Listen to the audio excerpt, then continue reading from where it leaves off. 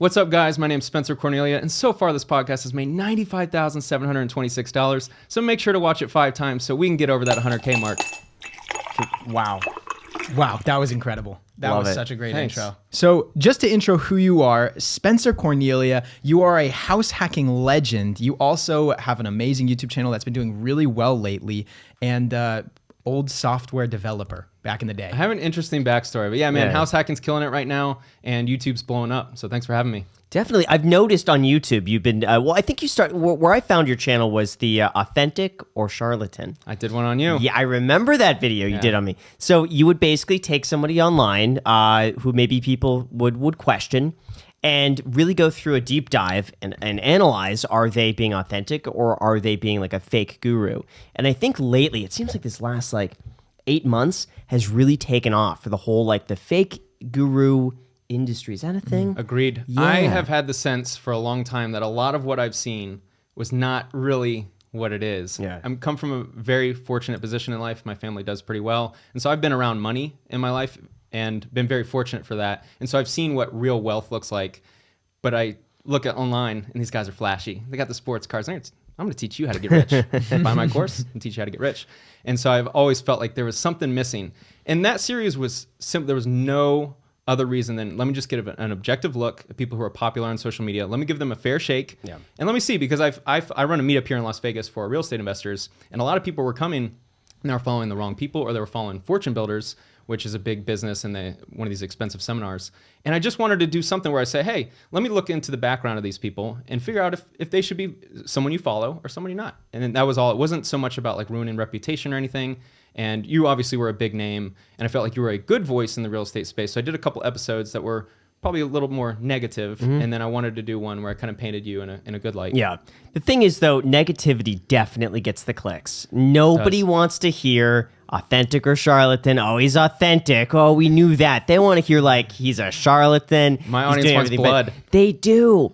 And so it's, well, here's the thing. I don't just think it's your audience. I just think it's people in general would rather hear something a little bit negative. It gets them. What are we not seeing? Exactly. What they're not telling you. That used to be a big thing. See, when I first started making YouTube, it was all about exposed. If you put exposed in the title, this is 4 years ago, the video would blow up. Yeah. Grant Cardone exposed. Dave Ramsey exposed. And all of them. It gets clickbaity if you aren't delivering. And that's why I try to do my best, because I do know there's some titles where I'm like, oh, that's a sexy title, and oh, I know it'll get views, but I think it's a little not fair for the person I'm speaking about. Sure. So there is a fine line for sure on YouTube. Yeah, so how do you pick people as a target or as a subject? At this not point, a target, a subject. Yeah, subject. At this point, a lot of people I've reached a point now where a lot of people reach out and they say, hey man, you really need to cover this guy. So I'm over here watching sports highlights, and then thankfully for my audience, thank you so much for reaching out, for those of you who do send messages. So that's generally now is how I see it. But I'm on YouTube all the time. This is truly all I do. I'm like a YouTube addict. Yep. Even in my free time, I'm in the culture. I'm seeing what's going on. What are people talking about? What videos are getting made? And I'm doing it for my own. Yeah. I'm sure you do it, where you see what thumbnails are working. What titles are working. Yeah. Are there colors in the images? What text? Where's the text located?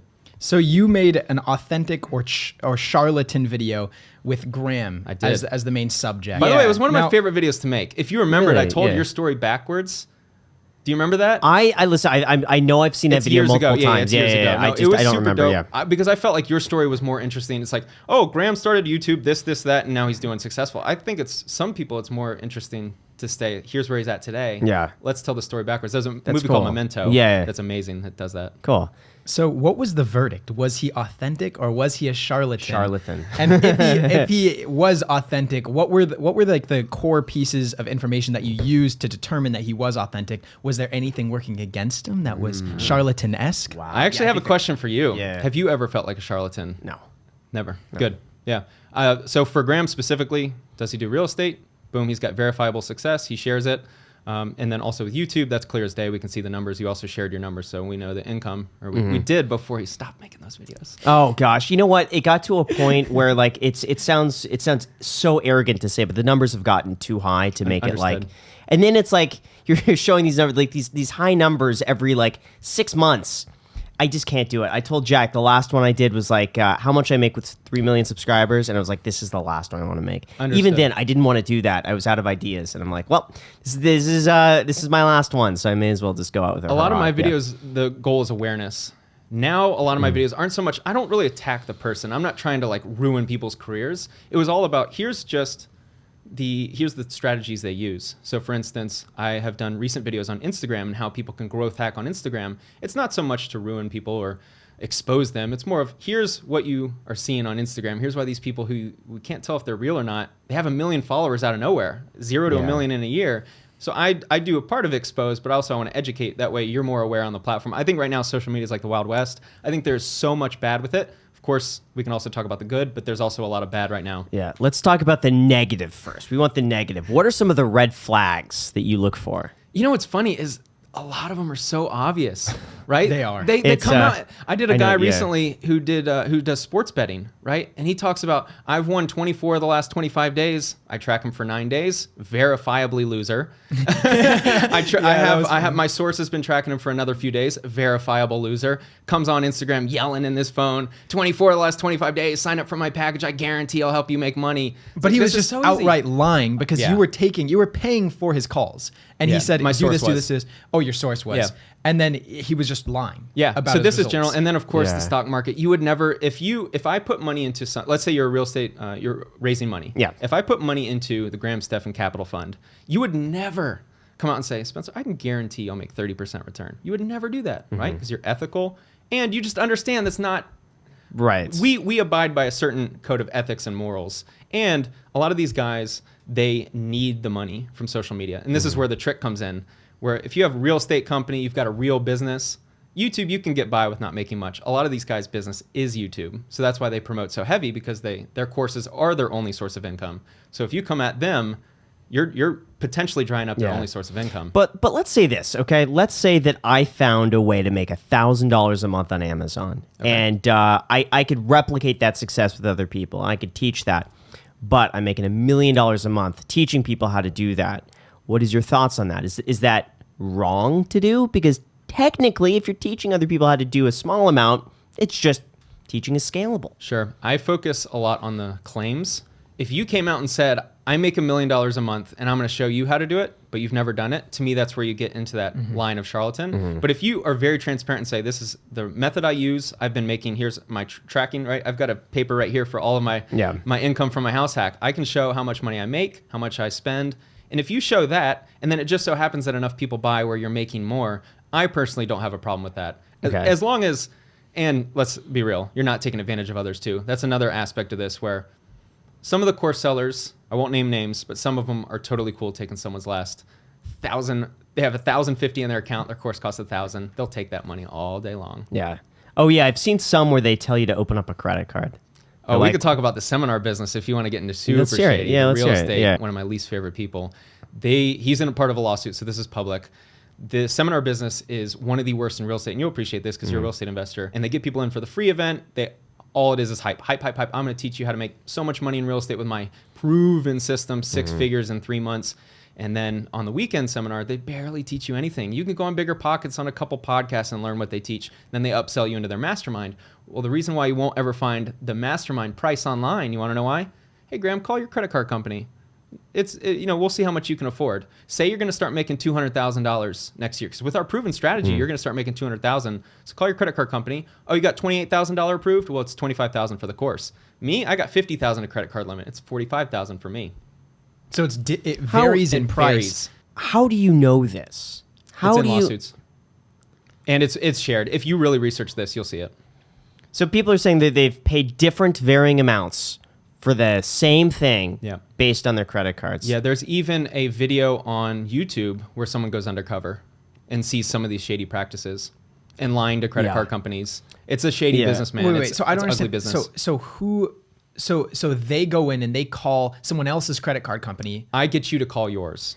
Oh, and say, because they'll usually ask how much money are you making? Well, you might be making $25,000 a year, but with my proven system, you're going to start making $225,000, right? So to a credit card company, if you can claim that, they might give a higher limit. Oh yeah, so this is something that American Express has recently started cracking down on because they had an issue with COVID. that a lot of people had overstated their income to get higher credit limits, and American Express saw that as more liability. I think same with Chase. And so they lowered credit lines, or they requested your tax return. There's a little thing there that says that if you want this credit limit, we have the right to request a copy of your tax return to verify you make what you said you make. Telling you, man, there's so many dirty business practices in this world on social media. Social media driven is when I say social media. A lot of their audience comes from the promotion of their brand on social media. That's interesting. Wow. So who's going to regulate that? It's a great question, man. CoffeeZilla and I are a good start, right? Yeah. I've reached out to the FTC numerous times. They've never contacted me again. Never contacted me, period. Yeah. Now, I have a feeling the FTC is looking at like the big fish. Here's what's depressing. I'm probably going to make $250,000 this year. Doing pretty well in life, right? Some of these guys make $500,000, $1 million. We're nothing. Yeah. Nothing compared to some of the scams out there in the world. I did a video on online dating scams, and I started researching it, and some guy was like, yeah, this girl has taken, we found that she took 40 million or something. You start thinking of the scams out there. We're talking 40 million, 100 million. Some of these Bitcoins, it's like $600 million scam. Right. Well, if you have limited resources, what are you going to go after? You're going to go after some guy who's like, I can teach you how to make $1 million. I've made a little money on e-com. I'm going to teach you how to make $1 million. Right. Or real scams. Now, I use the word scam. I try to use it as infrequently as possible because someone calling your grandma and scamming her, that's a scam. Someone selling you a little more than what it's worth, it's a gray line. Yeah. Part of me believes it's hard to regulate because how much do you prove is on the person with these claims versus the work ethic of the person who signs up? Because I guarantee you put someone who's like so motivated, like a 19-year-old kid who's like, I'm just going to do whatever it takes. I got a $15,000 credit line. Don't care. I'm going to make it work. And that kid does. Versus someone else who's like trying to keep, jump from one thing to another from another. Is like, oh, I got $30K. Let me spend that. Oh, it's not working this month. I'm going to leave. How do they, it's like to go through all of those claims, it's big part of my Authentic or Charlatan series was I think it's very important what guru you follow.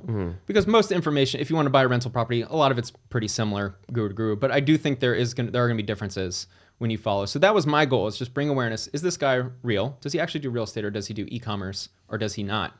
Because that's going to matter on the course side. But then this ugly area of how much responsibility do you put on the student? Because I for sure am in that ballpark where I do think if you buy a course, I can't really go after someone if you buy the course and you don't put in any work, right? That's on you. Yeah. It's the unfortunate nature of the course business. And I think the reality too, a lot of people just in general, whether they buy a course or not, are just very few people really will follow through with it, whether or not they spend $100 or $500 or $1,000. And I do think there is some level of responsibility for the person buying it to, first of all, verify what they're buying is legitimate, believe in what they're doing, and I think just knowing how to be self-sufficient enough to kind of fill in the gaps. Because I think it can be good to get you in the door, get you thinking about some stuff, but then beyond a certain point, if you get stuck, it's like, oh, I got stuck, let me quit. Here's my only clap back to that, right? Let's hear it. So if I'm selling a course on how to get started on YouTube and I sell it, it's going to be incredibly difficult. You're probably going to need to have this much money to start for camera work, all that stuff. And this is the timeline, right? It's going to take you possibly up to 3 years to get your first 1,000 subscribers. I have no problem with selling that. The problem becomes when you are selling, I'm going to teach you how to be a millionaire. I saw one guru teaching, I'm going to 100x your subscribers in 12 months.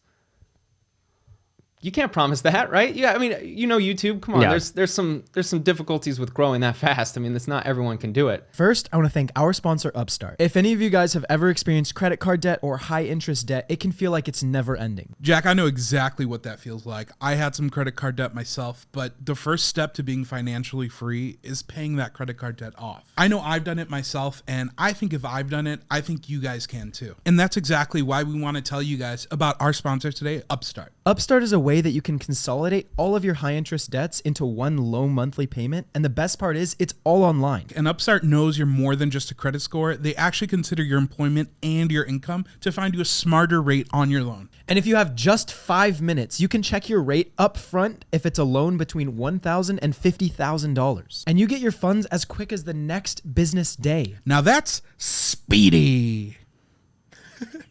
Find out how Upstart can lower your monthly payments when you go to upstart.com/ICH. That's upstart.com/ICH. Don't forget to use our URL to let them know that we sent you. Loan amounts will be determined from your credit, income, and certain other information provided in your loan application. Go to upstart.com/ICH. Thank you so much, Upstart, for sponsoring this episode, and back to the podcast. So the problem lies in the marketing, right? Sure. If you're funneling people who shouldn't be buying. So where I come in, a lot of my content revolves around the lack of disqualifiers, right? You should not buy this if you don't want to work on weekends. You shouldn't buy. If you only have $1,000 in your bank account, please do not buy. That's where I think the ethics start to come in. Ethics is a little subjective, right? That's where sure. kind of. I'm curious. I want to put you on the spot. What Sure. do you think of my YouTube Creator Academy program? Be honest. I haven't gone through it. Okay. I have not gone through the course. Okay. But with that said, I've heard good things. I do know that our friend Okay. Ryan went through it, and he's made 7 figures on YouTube. Well, you also there we don't go. promote. So link down below in the description. If you said anything bad, I'll be like, all right, fine. Link down below. But the thing is, you don't really promote it hard, Yeah, I right? don't. I I would never have a do. problem. Okay, let's say. So here's a good example. You have the same information, course A and course B, exact same information. But in the funnel, in course A, you're promoting as guaranteed way to make $1 million. You know, I've shown videos on how much money I make. I can guarantee you'll get there for course A. But course B, you just say, here's the course. If you want to get started on YouTube, you can buy it if you want. Can you see that there's pretty clear difference, right? Even though it's the same material. You have to do that though. I think that's just what's required, because think of it this way. When I first started making YouTube videos, when I looked on YouTube for financial advice or just financial videos, you'd go on there and it would be like a title, How to Start a Roth IRA, or Why You Need a Roth IRA. Like those would be the titles. I switched my title to How to Be a Tax-Free Millionaire by 60. You have to do that, because otherwise the people who need to see that wouldn't see it, because they don't know what a Roth IRA is. They want to know tax-free millionaire. How do I Roth IRA? So I think some of that is required. You have to sprinkle a little bit of sugar on it, because it attracts the people who otherwise would have overlooked it, because they don't know what to look for. Yeah, marketing sugar.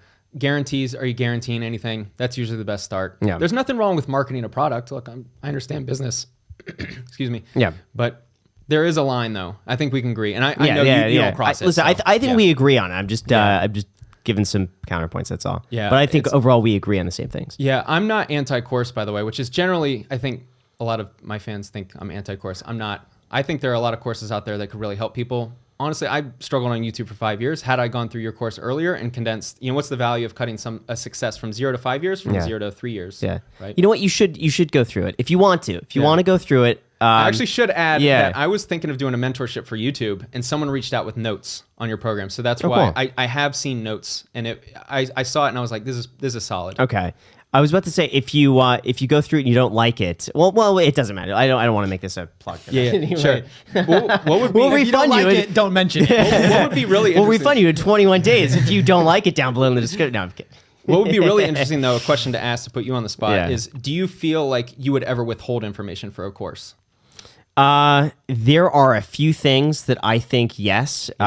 I don't think there's anything big. Like I'll tell you, I think our thumbnail strategies change so often. Right. So I would say that information, what's in the course right now, works. Tried and true. But gosh, I have to say with thumbnails lately with Jack and I, it changes every like 3 to 4 weeks. Here's my And pushback so for me against, please. against course creators Yeah. is that I personally believe that success comes from mentorship and constant. I do know you. Do you still have the monthly mentorship? I do. I've heard good things, and I think that is a better strategy, especially with YouTube growth on YouTube. How valuable would it be if I sat here and showed you a couple thumbnails and you said, A, B, and C, change those thumbnails, just do this one little thing? Like that's insanely valuable, right? But you can't put that in a course. You Yeah. can get that in the mentorship.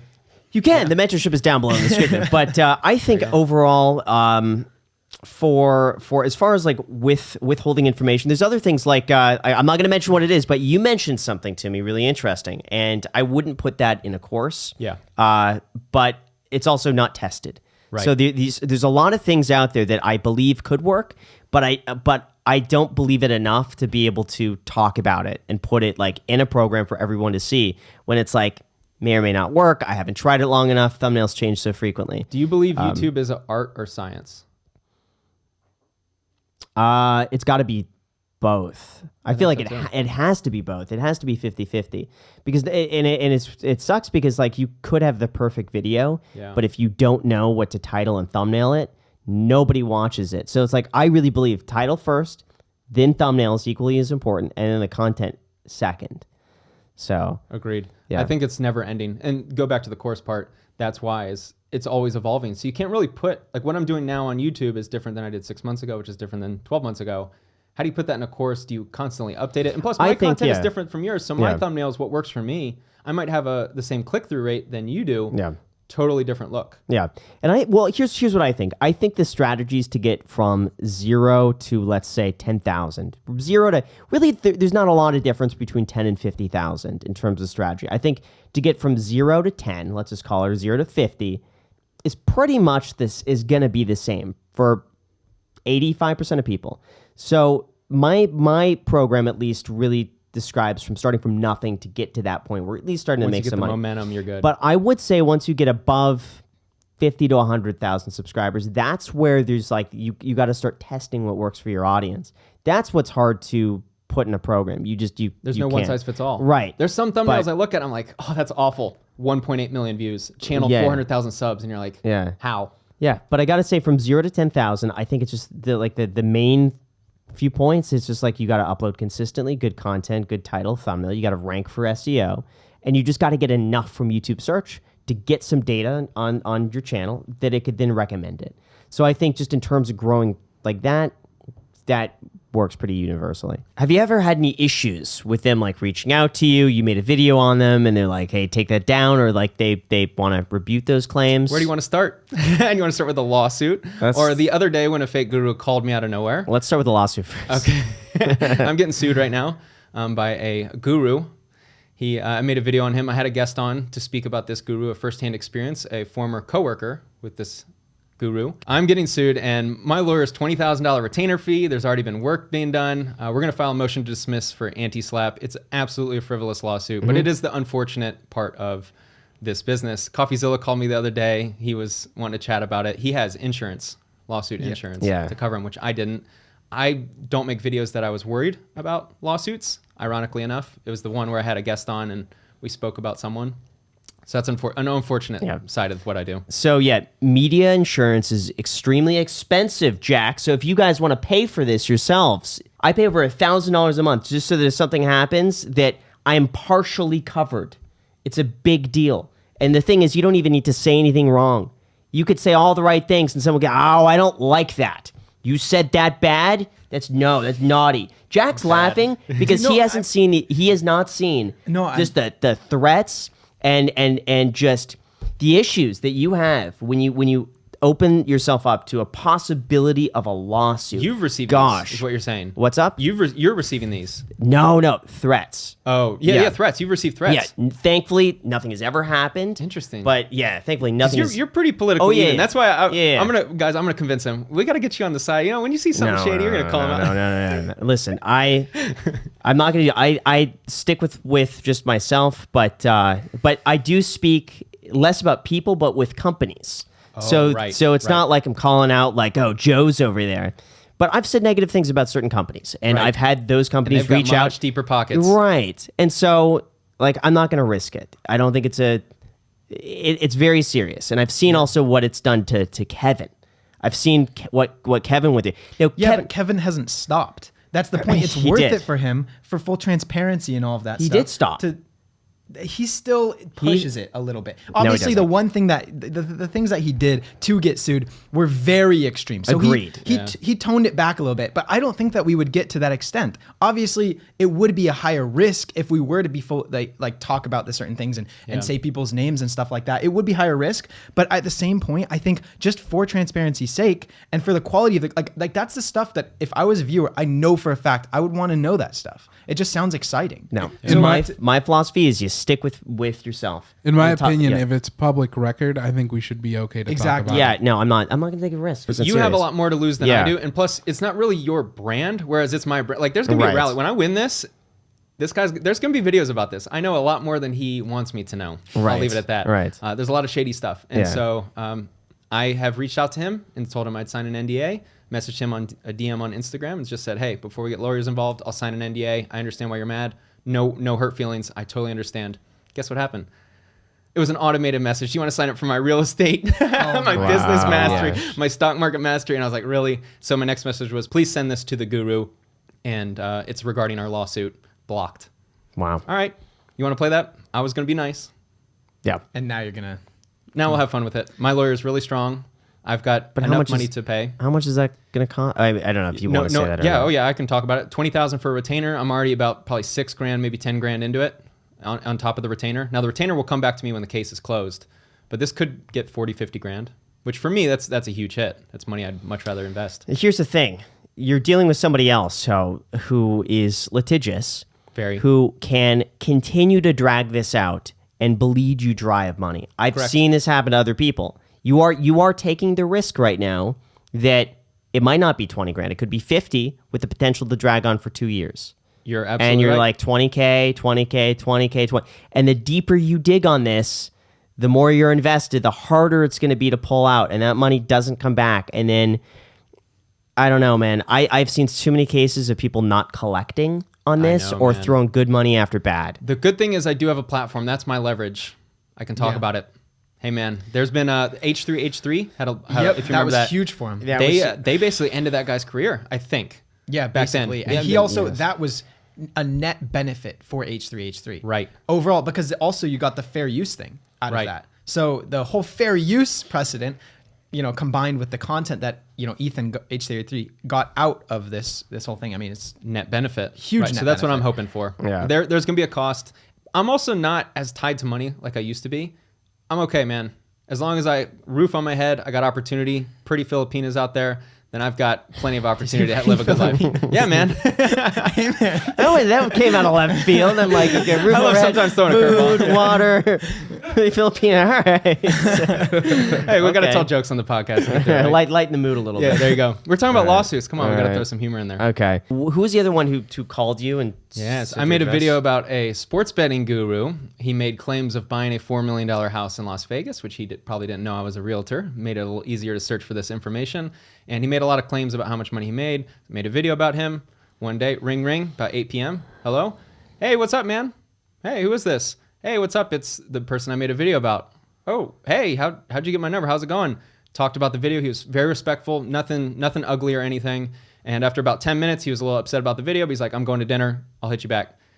Nothing happens. 30 minutes later, text me my address. I was like, oh, yeah, that's where I live. Send it to lawyers just to alert them.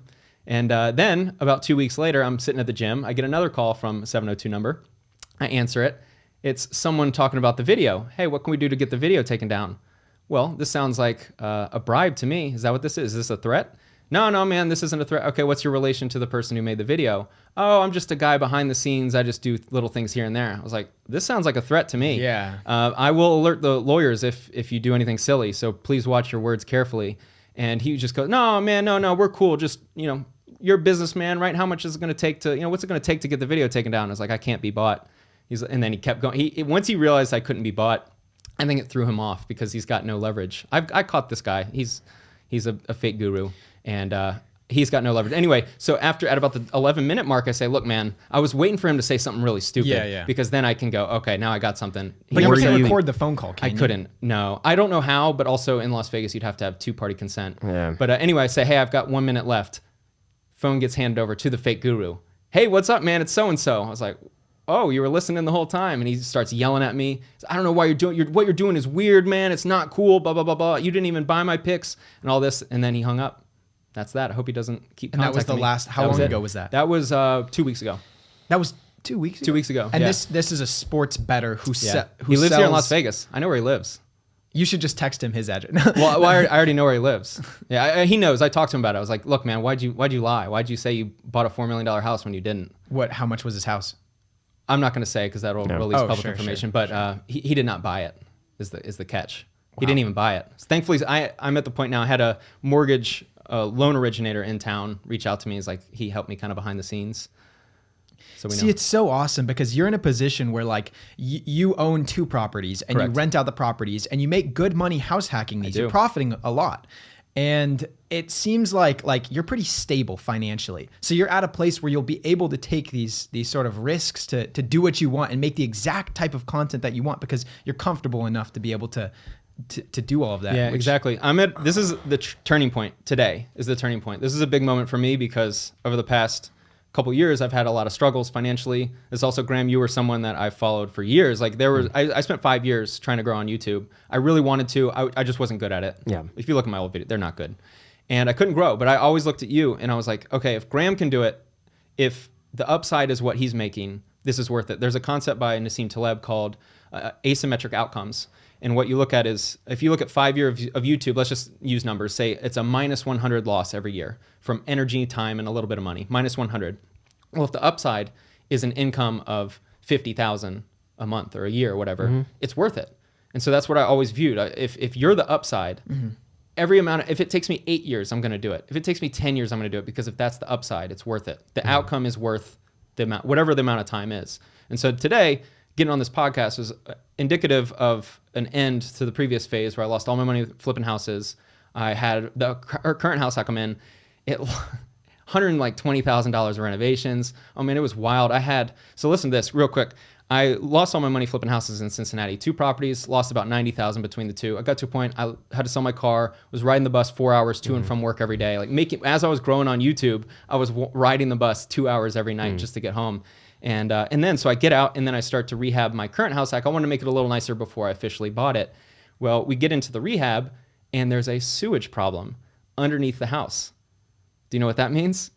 Bring in the jackhammer, baby. Yeah. So some of these videos that have done really well, I was doing that. I had to wait until the jackhammer completed in my. I've got videos. I'll show you after this. There was a jackhammer in my house for 2 weeks, and I had to wait until I have people living in my house, working in my house, working from home with a jackhammer. So it was a $31,000 expense. I had concrete around. It ended up being about $110,000 rehab. Wow. And so I went through with that, and that I was spending money I didn't have. Like I was putting all in credit cards, and then as YouTube money came in, I paid it off. And now, right when I got to the point of being even, meaning all my debts paid from previous renovations, I get sued. So it's like, there's been so many setbacks, man. But like, I'm so optimistic. Like I'm probably one of the most optimistic people you meet. All I do is look forward. There's no looking back. Look forward. Are you worried about flying a little too close to the sun? No, not at all. Really? I'm arrogant in this way. I will always find an answer. Always. I always have, and I always will. Is it worth it? Yeah, of course. It is. Okay. I'm in the high growth. Quite well. Yeah, I'm in the high growth stage now. Like I don't need much in life. I just bought a Tesla. I have a roof over my head.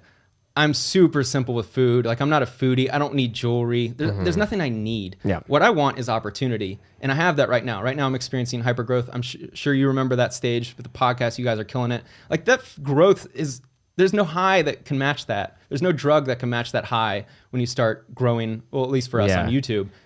And so I'm in a great spot right now where I have the opportunity to reach the goals that I set out for myself. And to me, that's all that I want.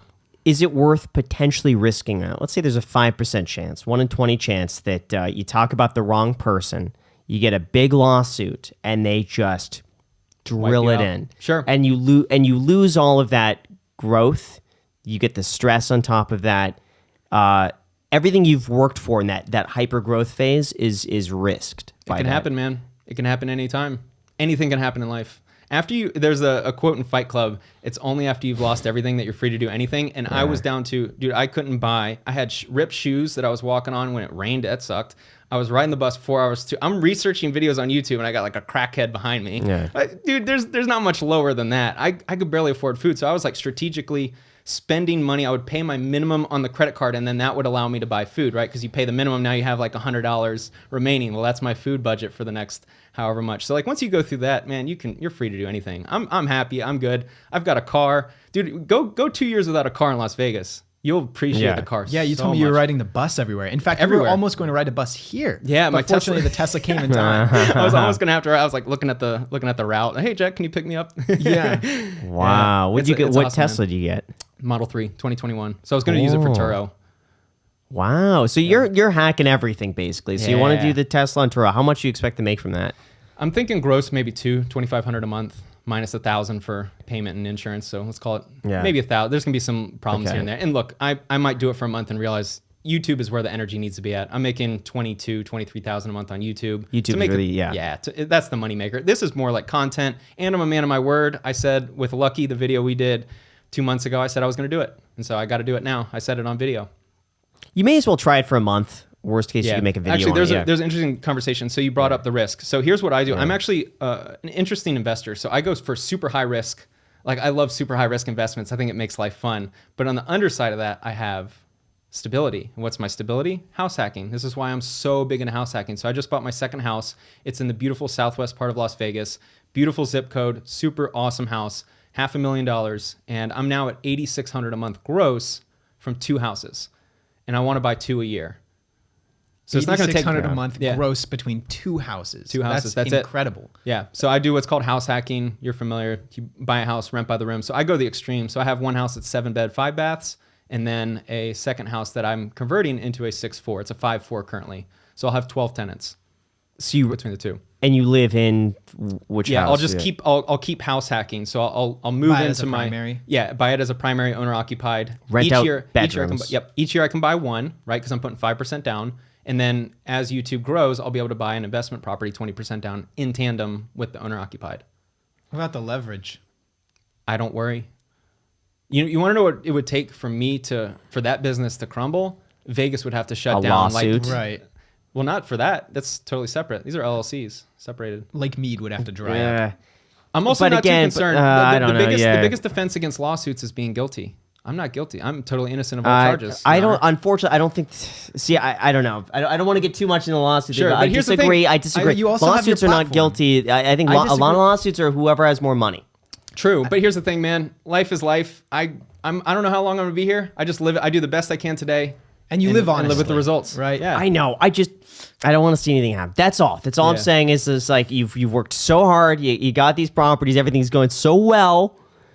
I'm just saying maybe. But he is diversified across like house hacking. He's got his YouTube channel. You have your license. Even with an LLC, it's easy not easy, but a lawyer could always claim that you could pierce the corporate veil, as they call it, and those LLCs are. Did you almost lose your YouTube channel? What's up? You almost lost your YouTube channel, didn't you? Right? With the anyway, my point is, man. Yeah, I mean that was I was 99.999% that nothing was going to happen, and it didn't. But my point, after I lost all the money, these big plans. I'm going to be a big YouTuber. I'm going to make so much money in real estate and all this. And then when life throws you a curveball, you realize, man, there's a lot outside of your control. This is actually a question for you guys. Yeah. How much do you think luck and timing plays into your financial success? So I'm mixed on that because on the one hand, you could look objectively and be like, well, he started investing in 2010 in LA. And in LA and everything has gone up in price since then. I've only really ever invested through a bull market. I remember the market collapsing in 2008 and 9. Didn't really have anything to lose. I was just starting my career. So in that sense, absolutely that was luck. But the other thing that I look at is that, like, how much of that was luck versus how much of that was seeing an opportunity and recognizing that. And risk. There's risk involved. You're putting money into something in hopes that it returns. Yeah, and here's the thing too. I remember in 2010 when I was interested in buying real estate, how many people said it's going to get worse. Now is a really bad time. The market just collapsed. It's not getting any better. There's so many foreclosures coming on the market. There's shadow inventory that was coming up that it's going to crash it even further. It's still going down. You should wait for it to recover.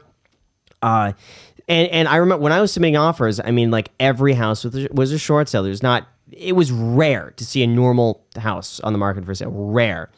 And for me, it was like, I saw the opportunity. It made sense. I was like, even if it does go down, I'm buying this house for a fraction of what it costs to build it. Like this is a $200,000 house to build, and it's selling for $70K. There's no way that's sustainable. So for me, it made sense to buy.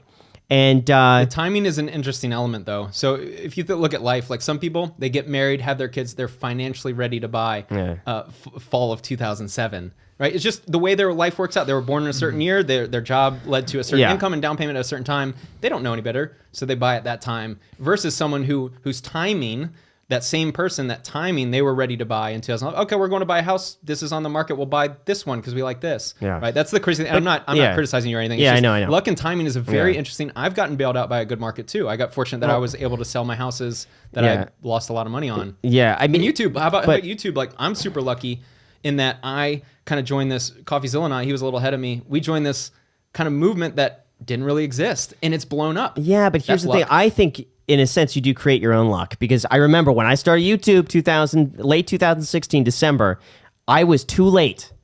I cannot tell you how many thoughts that I had. It's like everything has already been done. I am too late to this. YouTube is huge, but I did it anyway. And now looking back, it's like, oh yeah, well in hindsight, yeah, that was the perfect time to do it. So I don't know. I believe there is a sense of what's outside of your control that is just pure luck. But I also believe there's a sense that you create your own opportunities, you create your own luck. Had I not posted on YouTube because it was too late, I bet people are looking at the same things now and believing it's too late to do this or it's too late to do that. Where 5 years from now, I'll be like, oh, I was so lucky I started right now. So I believe, yes, there's some of it that's outside of your control, but I believe there's no benefit to looking at luck because that's outside of your control. So I just think it's like, what's the point of focusing on luck or no luck? You don't control that. Focus on what you can control, Fair. The timing of it. I agree. It is kind of a moot point to think just about luck and where you place on that. But also I do agree that there is a spectrum between luck and timing and your actions and stuff like that. Because look, not to throw out an example, okay, I'm very, very, very fortunate to be in the position that I'm in. Right. But finally, as I'm 22 and as I have enough money to afford a home, we have seen the craziest run up outside of a pandemic and the supply chain issues and stuff like that. Like one of the craziest run ups in real estate. And now I'm looking at homes, and the first home that I'm going to buy, it's probably going to be like in the 500,000, right around that range. But I asked Graham yesterday, I was like, how much was the first home you bought? And he's all 56. And I was like, $59,000. Oh, 59. I'm like, 59 what? He's like, $59,000. And I'm thinking to myself, like, that's the down payment. Like to be able to afford a home, that's $59,000 versus $590,000. Well, you know what? In fairness, I think we are putting down about the same amount of money. I paid for that home in cash. I was all in 72. I would have to putting down 20%. So 550. Oh, so you're putting down a little bit. Twice putting as down much. a little more. Yeah. Okay. Okay. But also like, but he's buying in Vegas, which is a way better market than California. Yeah, that's true. That's so, true, yeah. but then again, it's like I look at that and then I also think like, look, how lucky was I that Graham got back to my first email and then I got to start working with him? You know what I mean? Like, was that luck or was that my action? Me going out of the way to email someone that I admire? And yeah, and that's the thing too. A lot of people could look at Jack. Oh, Jack's just lucky. He's just working with Graham. But yeah, Jack sent me like 8 emails. One of these days, Jack, we're gonna go through those emails. No, we can't. Oh my god, for a podcast? No. Yes. They're embarrassing. Please. No. I honestly think if we do it, we should actually do it on like the second channel. Where it's actually going to get like, we may as well make it worth our while. By the way, I prefer using the word fortunate. I think is a better word because luck does have some negative connotation where it's like you only made your success because of luck, but it's just good people fortune. Like the word luck. People, it's a nuanced conversation that I find interesting. Yeah, a guy's had the intensity of success you've had. Yeah, you have to attribute some to just good fortune and just. Well, if you did grow up and you finally had money, you're 20 years old, you've been working for a couple of years, you made your own luck with the real estate agent. You did that. You executed it beautifully, right? Which is a grind. Exactly. But at the same time, when you finally have money and the market's basically at its bottom and you're buying real estate and then you become a millionaire through equity and appreciation due to timing, and then you make a video how I became a real estate millionaire. It's like it is a combination of both luck and action because you also decided to make YouTube and you decided to get started in real estate. Yeah. But it just Here's what I'll say. Here's where I do feel like I've gotten lucky, and I'll be honest with this. I think that being born into the family I was born into in LA, getting to see other people who had absurd amount of wealth in Los Angeles, not having that and looking like, wow, all of these people have this. What is it about these people where they could live in Beverly Hills and a $10 million and just seeing it and wondering, and that gets my mind going. Like, why do some people have this Ferrari? I remember seeing these cars so people they are doing got Bitcoin. it. They're doing it. They got Bitcoin, Dogecoin. But then having two parents who were very supportive, who are not abusive, and are they still together? No.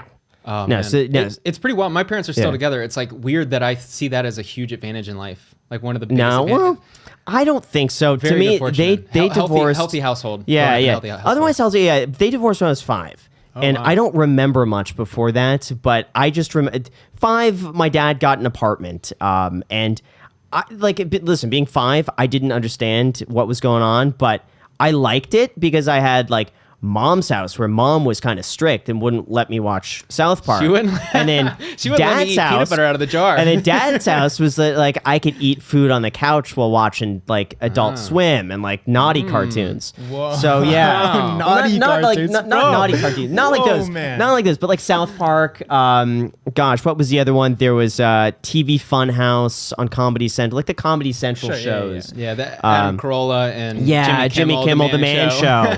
I loved. So I'd watch those. I go to my mom's, or like Jerry Springer. I could watch that at my dad's house, but I go to my mom's. Like, nope, no, Nick Jr. Yeah. So, but no, honestly, having mom doesn't have, or dad doesn't have the parental controls. Yeah, I know. Oh, you know what? My mom hated this too, and here's the other reason why I kind of liked going back and forth was because my dad would allow me to play Nintendo 64, GoldenEye. And my mom was very against any sort of violent video games. Right. So I couldn't play that there, but I could go to my dad's house and play Conker's Bad Fur Day. But having two parents that were really supportive, that never ridiculed me, that if I had an idea, they would always entertain it. They were so encouraging of me. Like I remember I wanted to get a reef aquarium, and I think it was either a birthday that my dad got me a small reef tank, and it just lit the fire underneath me, and then like my mom would drive me after school. So you're gonna like, own the Las Vegas Zoo one day. I would love to. The Las Vegas Aquarium. I would love to, but seriously, but then I think that like that's luck. I had no control over that whatsoever. But I'm thinking too, like what would have happened had I been born into another family where both parents were abusing drugs or were talking down to me all the time or getting in arguments. That's a whole different thing. That's a whole and like different how would thing. that mess with my confidence? Because I think too, it's like I've always been confident that like if I do something, I'm gonna be good at it. If as long as I give it 100%, as long as I take it serious, it's gonna do well. And I've never had a doubt that I can't do something. But that was, I think, because of my upbringing. Versus like imagine if I did something that's like I suck, and just going into life thinking I'm a failure. Or you had a little success and your parents like suppress it. Yeah. You're going to a job. Yeah. One thing I'm very fortunate with is my career in sports took me all across the country. So I've lived in like 10 different places. I've lived in Georgia. I've lived in Florida, Texas, Alabama, Oakland, California. And so I've seen the whole spectrum of people. I've been around wealth. I've been around very poor. I've been on the bus with people struggling from mental health. I've seen the whole spectrum of humanity. And I feel like that has played well into my content where I feel like I'm not puff at myself. I feel like I understand humans pretty well, and the culture and everything. I want to actually talk about that. You just said your career in sports, but I do briefly want to mention like it's like for you, Graham. I feel like if you, with the luck considered, with everything, if you didn't have that luck, I still think that you would be like disproportionately successful just based off of your characteristic. But I think like, what if you removed like his character, like his ability to be like relentlessly into one thing or something like that. If you remove that, would he still be disproportionately successful? I don't think so. That's a great point. If he was as lucky, but he didn't have that character. Or here's another thing to consider. We see so many people that they have like a string of luck and they make all of this money and they have access to all of this, like this working capital. They have access to, funds, all of this stuff, but they don't capitalize off of it. Like they have one string of luck and then they're just content and they sit there. But Graham also didn't do that with real estate. He was successful in real estate, but it didn't matter. Like he utilized that to be successful on YouTube. So I do think it is a spectrum between the two. But for Graham himself, I think it was more his actions, definitely. But to get back to house hacking, because I know we want to talk about the strategy right now is so valuable in Las Vegas. Yeah. I can't tell you how many people need this. Renting an affordable room in a safe house, nice house. I furnish my rooms. I include utilities in the total cost. So in my new house, I get $950 for the master, $750 for all the other rooms that share a bathroom. Are you worried sharing rooms with strangers? You want a story? Yeah, I do. My buddy Mache messaged me the other night. He rents by the room as well. He's had a really good string of good luck in that he is very good with finding the right people, getting good people in his house, background checks, credit checks. You can do the whole 9 yards, right? He messaged me the other night about midnight. Bro, 10 cops are at my house.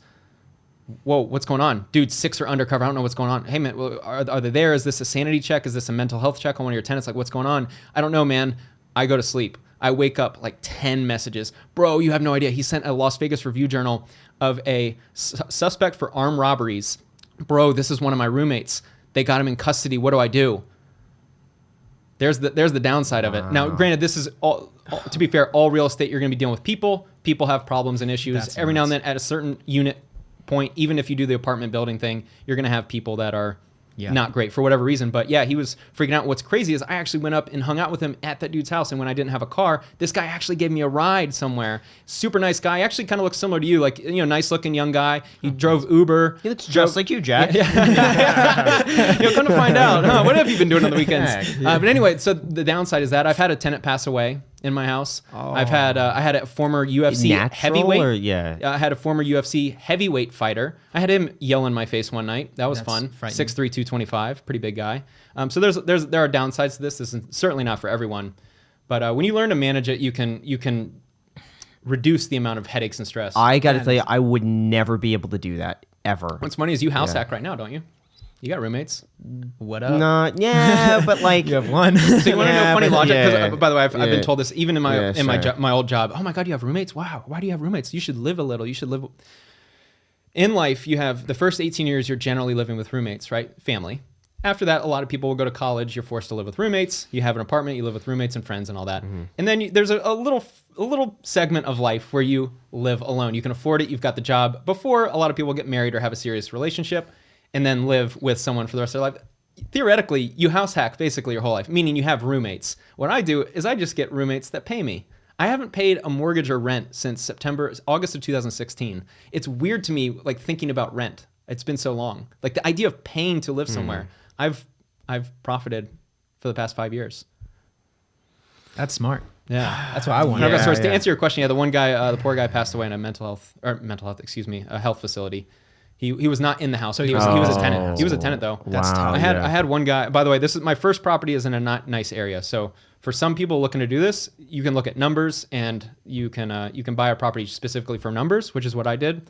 Would not recommend it. Thankfully, I'm at an income point now where I can afford to live in nicer. You get a nicer tenant class, a little bit better on the quality of tenant scale, right? Sure. A little bit better jobs, better employment. But you never know, man. Things can happen. I've never had fights. Yeah. That's something I never had to deal with. Are you concerned about, because right now I think it's a numbers game. Yeah. And you get enough tenants, enough buildings, eventually you're going to get disputes where like one tenant doesn't like another tenant or... Hey man, I've dealt with it all. I've got a camera in one of my houses. I've got people, so-and-so's eating my food out of the fridge. I was hanging out with my buddy Taylor the other day. He rents by the room. He does the extreme. He has like 8 people in a house. And one guy's like, hey man, Joe just punched me. Kick him out of the house. He's like, really? When did it happen? We look on his phone, on his security camera, and it's like the action happened. You can see it on the camera? And then 30 minutes later, he's like, hey man, we're cool. We brushed it off. Don't worry about it. I'm gonna have to see that footage after. Yeah, so this stuff happens. Wow. It's funny. Nuts. So this, but my comeback to all this is, what's an easy way to make money? Have you figured it out? Have you ever figured out an easy way to make money? I'm talking about an easy way to make good money. Yeah, an easy way. Like there's no easy way. Like you're either gonna have to hustle on YouTube for years, or you're gonna have to work a job. Like at some point, you're gonna have to put in work to make money. And the downsides of this is every now and then you're gonna have some type of dispute, some type of spat. Someone went into someone's room. I had one, so-and-so stole my watch. And I'm like, I mean, how do you manage that? Yeah, here's the thing though. I think your time is starting to be more valuable. Agreed. Better spent elsewhere. So like, how long do you think you'll continue doing this for until you realize it's like, even if one thing stresses you out a day, just one little thing, is that worth potentially sacrificing that thought process or that mental capacity for the rest of the day? It's a great conversation. Number one, my new house, I don't even remember I own it because my roommates don't even text me or anything. Yeah. They're so easygoing. So I do think when you swing into the kind of the upper scale of housing, better tenant class, it's easier. I'm telling you the extreme stories. I've been doing this for a long time. Most of the time, probably 99.99% is nothing.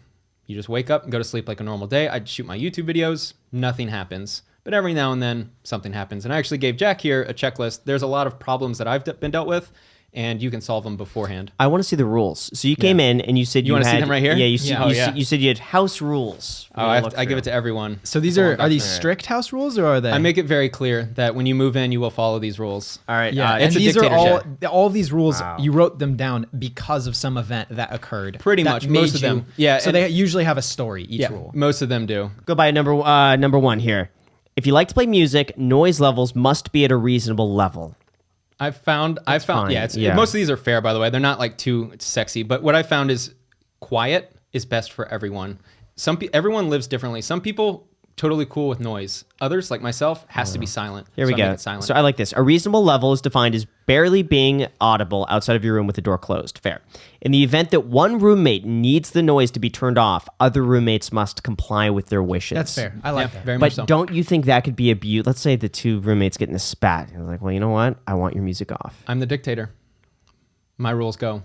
So you should. I don't deal would with this, by the way. clarify. There's not Okay. many noise. I make it Yeah. very clear when people. So here's the thing for you, if you want to do this, you'll see on the checklist at the end, you set a culture within a house hack. This is very important. It's kind of like a company. So before people move in, I make it very clear. I say it's not going to hurt my feelings if you don't want to move in, but if you move in, I'm making it very clear. Here's the rules that you follow. Number one, it is quiet at all times. This is inexcusable. Quiet at all times. You will be clean. I hire a maid service. But these are the rules that you will follow no matter what. And it's very clear. And when they move in, the culture is already established. That's so smart. Yeah. So you That's really my smart. buddy Taylor that I told you about the punch. Yeah. He said what he didn't do well with that property is it was kind of a party house. He was living in it at the time, and the people that move in kind of join the culture, right? If Yep. it's a party house and you're here, we got every Friday night, we got dinner and drinks and all this stuff going on. Well, when people move in, they're going to be a part of that and they're going to join. Or if you want it students only, super quiet, everyone works from home, super quiet. When the next person moves in, they'll abide by the rules. What I found, the rental demand right now is so high. I could buy 2 more properties tomorrow and have them booked with great tenants. It is so high right now because I furnish and I include utilities and I never raise rent. So when you move in, it's super easy. For a lot of people, it's a transient town. So this might only really work in Vegas, this model, what I'm doing, because I got a lot of people moving to town. They need a furnished place, all in $750 a month, really nice 3-story, $500,000 house in kind of an upper scale neighborhood. You can't beat that. You know where I think you would make a lot of money more than YouTube is replicating that business model and just starting your own management company. I've talked about that with my buddy Mache and Taylor, Yeah. who do this. And if we get to a certain point, we'll hire full time. And then that's where the criticism of when will this be too much will hopefully be solved by that full time employee. I'm telling you, man, if you just take 10% or 12%, 15%, and you say, we will take your 5-bedroom house. You want the numbers, by the way, on my new house? I know you like numbers. Yeah, sure. Just so you can get an idea. I just Maybe I do want let's to clip say like exclusive, yeah. with the clips exclusive, maybe we shouldn't use this as a clips exclusive if it's really good content, because the most important thing is the podcast. We'll just see how this is. Fair enough. Yeah. We'll go through this and Never then what show me the numbers you numbers. tell me. Okay, Yeah. yeah. You are not allowed to enter another roommate's room without prior consent. One issue I have never dealt with. Yeah. Punching people and going into people's rooms. There's some like respect that people have. I've never seen someone go in another person's room. Yeah. I wouldn't. Unless it's to take Jack's Rolex. We need the... Or if Jack bringing home those dates. Yeah, you yeah. gotta slip in. No, Hey, no, what's no. Jack? What are you doing in there? You're right. waking up a little later on Saturday. Cool. All right. Quiet time is between 10 p.m. and 8 a.m. Dude, people run the blender at midnight, and you're like, "Come on, guys, what are you Quiet doing?" time. It just seems like elementary school. It does. This is Yeah. babysitting, Nap man. time This is is middle of babysitting. the Quiet time, yeah. This is babysitting. I have had kids before. These are all teenagers. I have a problem with this one, okay? Okay. I'm be real. Laundry is not allowed after 11 p.m. Off-peak electrical hours, man. Please Come plan on. accordingly. Here's why. Yeah. So I have a converted garage in my current house hack, and so the laundry's right there, and it's super loud. And I it. couldn't sleep. Run the garbage disposal when anything but water is sent down the drain. That's good. I I've agree. seen 'cause someone they put break. down oil and grease, and I'm sitting there like, oh my god, I just dealt with a $30,000 sewage problem. Please do not put grease down the drain. Wow. Yeah. No oil, grease to be sent down the drain. Wow. Please need pour to it in be the very trash can. explicit. Yeah. Wow. Yeah. The cost of paper towel is significantly less than the cost of replacing the draining system. Yeah. You'll like that. Yeah, okay, I like that. Please do your best to take out the trash whenever the trash has reached the ceiling of the trash can. I put a recycling bin next to the trash can for the recycling. Jack, we should get in the habit of that, man. Jack and Alex, looking Dude, at you guys. I take out the trash all the time. I took out the trash. Do you have when someone the here other night- that keeps filling it up over and never takes it out? All of us do. I don't we even all do. use your trash can. Well, Yeah, you do. All right, please do not leave anything in the kitchen sink. Jack, what? As Dude, one of my I pet provided I peeves. did plenty of all of the material to dishes. dry your utensils. A quick soap and rinse is clean enough. Okay, I like that.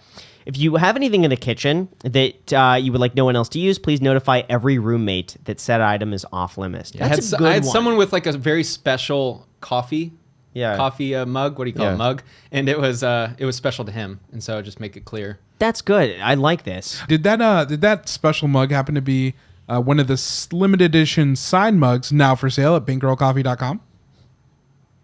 Am I supposed to answer? Yeah. Yeah. What do you want me to plug it? No, I was just just say say- it's supposed no, it 3 years wasn't. ago. No. This was 3 years ago, but if it happened today, I know where to buy it. That's great. Please be mindful of the noise levels if you happen to bring over guests at night. Jack, the noise rules still apply when guests are over. Jack. You know, so, with a house with thin walls, you got a relationship. There's some noises at night. I heard some wild noises coming the other night. Jack, that a boy. From where? From your room. From my room. When? I went in, this was last week, I went into the office and I heard like a grunting sound. Don't spread this. That is not true. I'm not even allowed to have friends over. I'm kidding. I'm not allowed to have people over. I had to get you. I'm kidding. That's a show. That's the last rule you get to read. Graham's only rule is no randoms. That's one of my only. All right. No random people. Oh, so in you the want a house. story? I had one guy that was up in the master, and he had a buddy coming in. He had like a cousin come in for a day or two. No problem, right? Stay for a day or two. Well, after 3 or 4 days, like, hey, how long is he staying? Oh, his flight, something. He's gonna stay another couple days. Well, then there was an issue with the MMA fighter, the heavyweight, in the garage. I'm sitting at work. I'm working at like a nice tech company, software development, right? And I'm getting texts from this guy and that guy. Yo, this so and so, the heavyweight's coming up to my room and trying to fight my brother. And the brother's saying, he's like, this is my house. And he doesn't live here. And the heavyweight is obviously a very confrontational guy. So he's up there banging on the door, and he's like, "Come on out!" And I'm sitting at my job, and I'm freaking out. I'm like, "What's going on?" Hopefully not a fight. Yeah. Ended up subsiding, but they got into a disagreement. So that was the thing with the guests. Wow. Yeah. Keep windows and doors closed at all times during the summer and winter months, as the electric bill will be significantly higher if we are blowing air to the outside. Yeah, my buddy Mache, the one who dealt with the armed robbery guy, just recently he had some girl that just moved out, and another tenant said that she had left her window open all summer. An electric bill was twice what it was last year. That's unfortunate. Yeah. These are all good rules. Please do not eat others' food unless given consent. In the event that food was mistakenly eaten, please offer to reimburse the roommate for the food. Oh, I would Graham. upcharge that so high, so much. What? Okay, the only there's time a I ate house Jack's rate. food, the only time, Jack had watermelon in the fridge, but he had a lot of watermelon, and it was looking so good. You can justify it however you want. Yeah. There was plenty for Jack. There was still some for me. I offered to reimburse Jack. You did, but which I thought was so ridiculous. But Oh, thank it's you. watermelon. I You're appreciate welcome. that. You're No, welcome. you didn't need to reimburse me. That was the point. because Jack eats so much of my food. All the bars Macy buys, she goes to the grocery store. I don't eat the bars. Who eats the bars? Which bars? This is why you install a camera. Yeah, exactly. This is why you install a Wise camera. No cigarettes or smoking We'll bleep that out. inside any, or no cigarettes or smoking inside. Smoking. Say Sorry. it. You just said it No again. cigarettes or Sorry, okay. smoking. Okay, no cigarettes or Smoking of any substance. green stuff smoking inside under any circumstance. I do not want to see any cigarette butts in the yard. If you smoke, discard the cigarette in the trash properly. Graham. Everyone will be like, Alex. That's reasonable. Cigarettes make a yard so trashy, man. Yeah. Yeah, they Because do. cigarette smokers just have they just seem to always flick them on the ground. I did actually see someone throw a cigarette outside of their car yesterday. Oh, that happens all the And time I on the was- freeway, and you see like the little orange. Yeah. I hate Bounces. that. Yeah, I hate that. Please do not leave the house when your clothes are being washed in the washer out of respect for others who may need to do the laundry. If you Talking about energy. Yeah. that does make I Yeah, actually hey, like so and this rule a so, lot. so and so's laundry. Can you tell them to get Yeah. it? It's like, come on, I'm not If a you, no-man. if you need to leave the house and your clothes are in the dryer, please provide a laundry basket for others to place your clothes in so washing can continue. I include that in your checklist, by the way. You might want to go get like a small hamper to put by the laundry. Dude, you should sell that, man. Basically, every I've dealt with like every problem, and the way I operate is you bring me a problem, I find a solution to implement so that it'll never happen again. You could sell these spreadsheets, like these rules. I mean, that's that's great. good Yeah. rules. Take out dry lint after use. This is mandatory. We are risking the house being burnt down if the dry lint is not adequately removed. Fair You'd enough. be shocked how many people don't remove Yeah. dryer lint. I don't. Nothing foreign goes down the toilet. This includes, but is not limited to, condoms, Graham, blunts, and food. Jack. If you order food, please be alert for the food when the delivery has arrived. Fair That's enough. fair. Lock the back door whenever you return inside. This is mandatory to ensure safety for all roommates. Yeah, that's smart. If there is an urgent need for anything that I have not provided, please text me ASAP and I will reimburse you for the expense.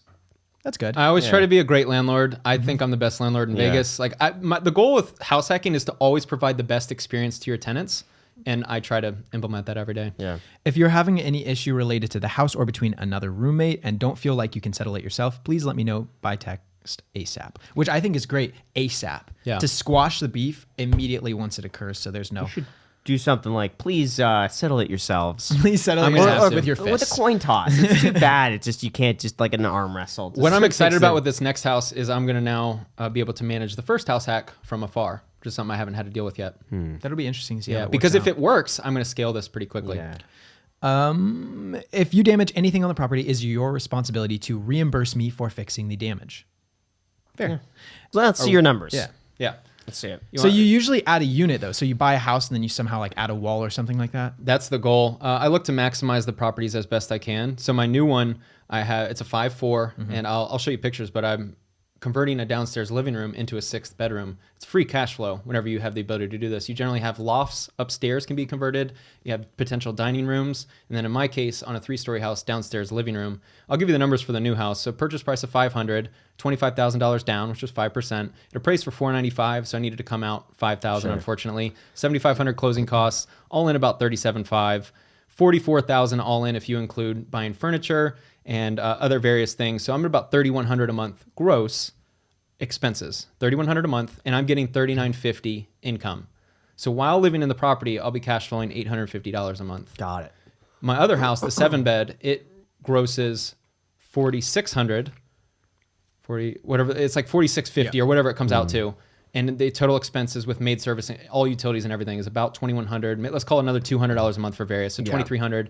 It'll gross somewhere around, or a net $2,300 a month cash flow. So I'll be about $3,000 a month net cash flow between the two.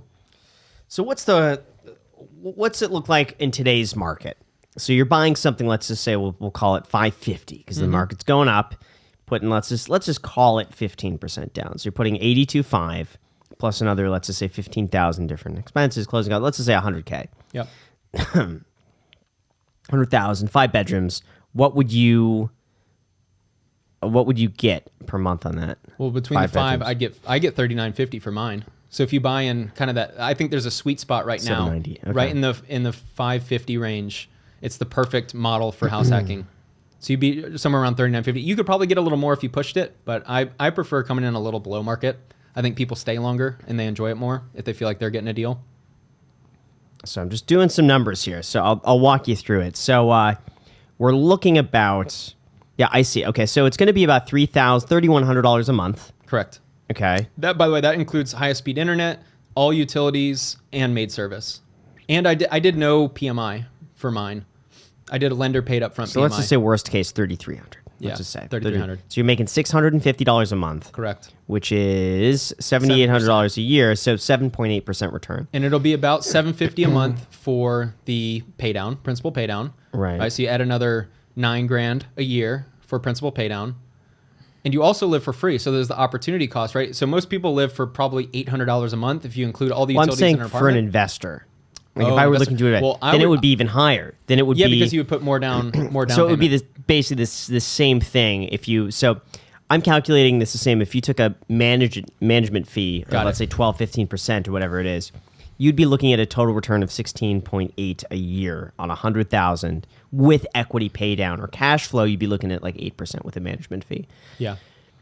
I think those numbers are a little high, by the way. Yeah. If you put down 20%, you should be in the 2,300 ballpark. I think there's another 300 or so a month that you're adding in. That I don't think exists, you're right. You're right. Be an investment yeah, property. you're right. I put loan amount of $550 instead of the purchase price. So loan amount, so $1,971. So you're right. So so 78. And keep in mind what I do is with the 6-bed, I'm gonna get 6 beds for mine. I'll be at $4,700 a month in income when I move out of my new house, right? So take the expenses let's call it $3,000 for everything, right? So you'll be at $1,700 a month cash flow for one property. Yeah, right. So so this comes at $775 a month with a management fee if you were to do that with this. You can't match the returns. And as far as house hacking, you cannot match the returns. It's the best way to get started in real estate. I run a meetup here in town, and a lot of beginners come, and they just seem so lost because it's so hard to get started now because the barrier to entry is so high, man. Like if you make $50,000 a year, how are you going to get into real estate if you have $10,000 saved up, good credit score, and everything lines up? How do you get started? How do you go get a hard money loan if they want 20% total cost? Right. How do you get a hard money loan? Okay, that's hard. Wholesaling, incredibly competitive and requires marketing fees. going to get your license, you could do that. That's a good start. But to me, house hacking is for most people. And because a lot of the comeback is, oh, well, I have a girlfriend or I have a spouse or whatever. You could house hack. You could get a casita. In my current house, you could wall off the downstairs, which would cost about $2,000. So it's a tri-level, right? You can go upstairs, down. Yeah. If you go downstairs and wall it off, you could have its own unit downstairs, basically be an unpermitted duplex. Downstairs would have 2 beds, 1 bath, and you could even kind of form a kitchenette. So that would combat any type of issues about living with others, is you would essentially have your own unit, if that makes sense, right? So you rent the 4 rooms upstairs, you break even. Yeah. In LA, that's never something you would do because all it takes is one neighbor to complain about an unpermitted addition or wall or anything like that. And I see you're a man of following the rules. Yeah. Because, well, here's the thing. If there's a fire, it's always for fire compliance of like, that's the risk. What are the exit points? What about the person on the second unit? How many exit points do they have? Where the windows? What was it? I got cited too for something. I forget what it was. I had the wrong, and I bought a property, but it had the wrong type of, I took the bars off. No, I didn't. No, bars off the window? Yeah. The place you need that in LA. I'm picturing like $1 million property with bars on the window. No. It was weird to me not to have bars on the window, seriously. Oh, that's not good. Yeah, it was always, because growing up, we had bars on the window. I never knew it was not a thing to have bars on the window. It was for? You know what? It was actually, when Macy first came over, I think she mentioned the bars on the window, and her thinking was that it's not like a safe area because every house had bars. So that's why you have them here. It's like brings back memories of home, right? No, but so anyway, so like for me, it was like growing up, we had bars on the window, but like every what are the bars for? To prevent people from getting in the house. So it is for safety. Yeah. But so anyway, for the compliance, it was the bar, the bars on the bedrooms had to be one where if you pushed it from the inside, they would swing open in case of a fire so that you're not trapped. The metal bars in one of the master bedrooms when I bought the place did not do that, or it was only like partially opened. I don't know, so I had to fix that. I do have a question for you since that thread's over. What's your relationship with the algorithm, with the analytic, with your YouTube analytics? And I leave question open. We're like that. I leave that question open to see how you answer. I'm curious. This, yeah. Because I'll answer after you. Yeah. Is that your answer? You're real close? Extremely close. Because I am in a way like not in a good relationship with it because our careers on YouTube are so tied to the numbers and analytics that it can almost become unhealthy where you're sitting there checking the numbers and it becomes all about numbers and today it's 50. I've looked at some of your numbers on the Social Blade, right? Mm-hmm. Some months it's like 50% less. I know you feel that. Yeah. But if you look at macro level, I'm doing pretty well in life and you're doing pretty darn well yourself. Should we really care about that much? And I know for you, you take the YouTube serious. But anyway, at what point, I'm just curious, at what point do you start making enough money where you just go, I'm putting the video out? Well, here's the thing. If you don't care, it's a hobby. If you have no problem just going and posting what you want, doing it, it's a hobby. I love the aspect of a business. Okay. To me, I take it so seriously. And it's like...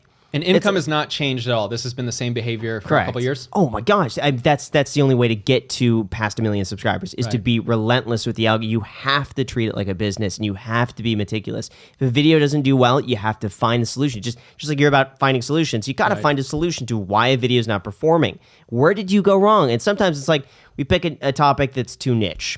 That's my bad. Oh well, I won't do that again. Or you post a video that should have done really well, but then it's like, well, what's wrong with the title? What's wrong with the thumbnail? How could I fix this?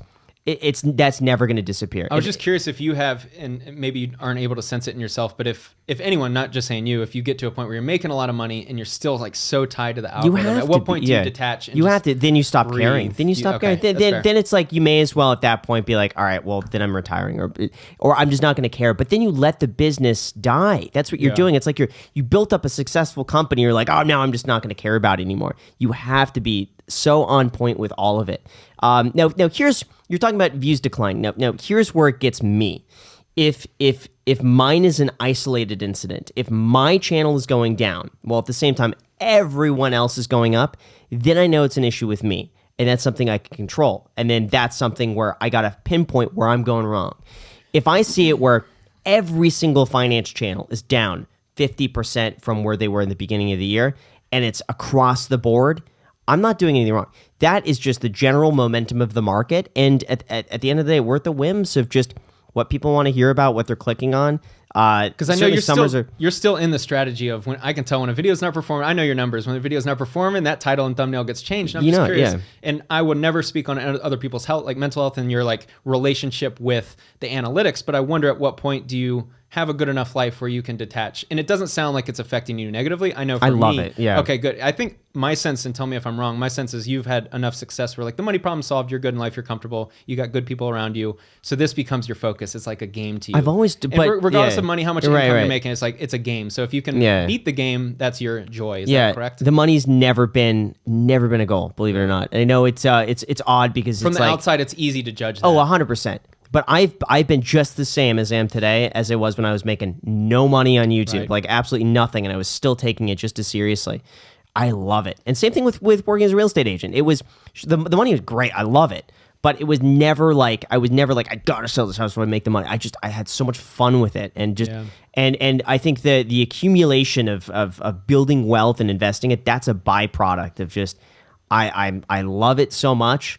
That like and there is an element where it's like I do feel sometimes it's like, well, if this video, like yesterday's video was something where it's like it was frustrating than anything because I was so happy about this video, but I think just we were using titles that people have gotten used to. We got to find, so this is the thing, like the program, it's like now we got to find a new angle, because the current titles, the stock market just blanked. That format worked 3 months ago. It doesn't work anymore. Video. Yeah, every single video, the stock market just flipped, flopped, top 1 through 5, peaked, whatever. Just you could pick any, and we'll look through the dictionary, literally, and we'll pick words that we think are cool. And really, there's a few of them in there that are just random words. They don't mean anything. There'll be a word that works, like the stock market just, and then a word, and then if it performs successfully, you can't just use that same word, but we use that same format, the stock market just, and then we just type in that word synonym. And then just like go through like an entire list of words, like what seems like it will work, what doesn't. You've truly treated it like an algorithm. Yeah, and then you could and then you could apply that to, well, if the stock market just flipped. What about real estate? The real estate market. I'm just fascinated from a guy like you've had so much financial success. At what point? Because we're all different too. By the way. Okay, here. This is it. The stock market is about to snap. Oh, that was a word that was like, it just hit and it sounds good. It doesn't mean it. The snap was snap, totally, but but it's a good title. Like I liked that title. Thank you so much for coming on, Spencer. It was nice officially meeting you today. Thank you for all of your guidance. I've been DMing you for like, I don't even know how many months now. A couple weeks. Yeah. A couple months. I think it's been over a month talking about real estate in Las Vegas and how to house hack and stuff like that. So thank you all so much for that advice. And thank you for showing up here. It's the best place to start. If you want to get started in real estate, house hacking, baby. Look at the camera. That one right there, and tell them to destroy the like button. You need to destroy that like button right now. And subscribe. You need to destroy that like button right now and subscribe. Cool.